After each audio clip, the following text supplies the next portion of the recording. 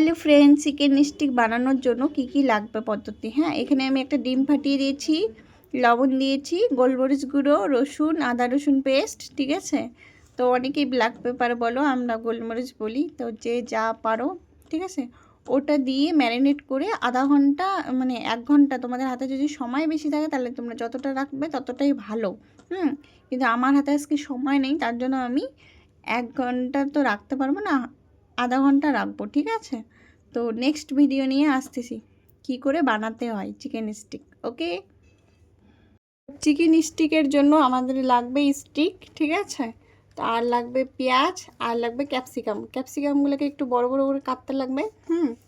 আর পেঁয়াজগুলোকে বড় পেঁয়াজ হলে ওটাকে চার চার টুকরো করে ওটাকে এইভাবে খুলে নিতে হবে, ওয়ান পিস করে, ঠিক আছে। 1 বা 2 পিস করে খুলে নিতে হবে।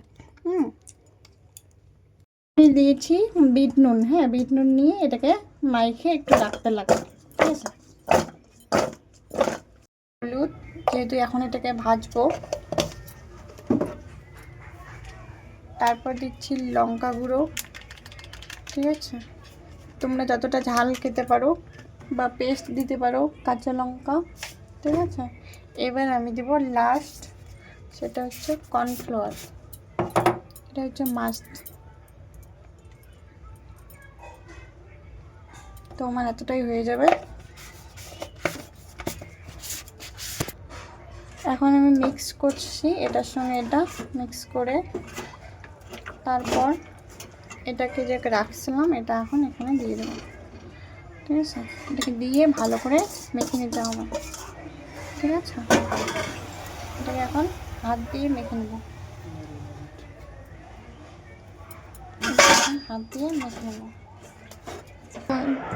মাখা হয়ে গেছে, আমার মাখা হয়ে গেছে। এখন এই যে এইভাবে প্রত্যেকটা স্টিকে সুন্দর করে সাজিয়ে নেব, ঠিক আছে। এইভাবে সাজিয়ে নেব। তো কে কে তোমরা চিকেন স্টিক খেতে ভালোবাসো আমাকে অবশ্যই কমেন্ট করে জানাবে।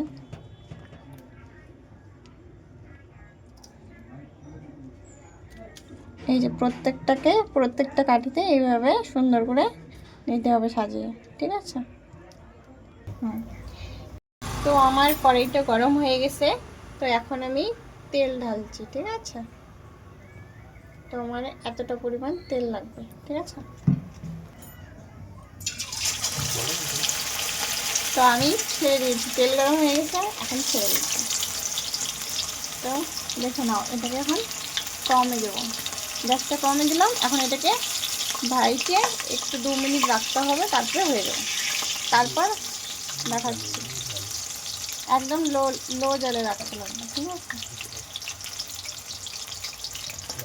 তো এটা দিয়ে এখন একটু 2 মিনিট ঢাকবো, বাস 2 মিনিট পর হয়ে নামিয়ে নিচ্ছি, ঠিক আছে। তো তোমরা এইভাবে বানিয়ে খেয়ে দেখো কেমন লাগে। তো এইভাবে বানিয়ে খেয়ে দেখবেন কীরকম টেস্টি হয়।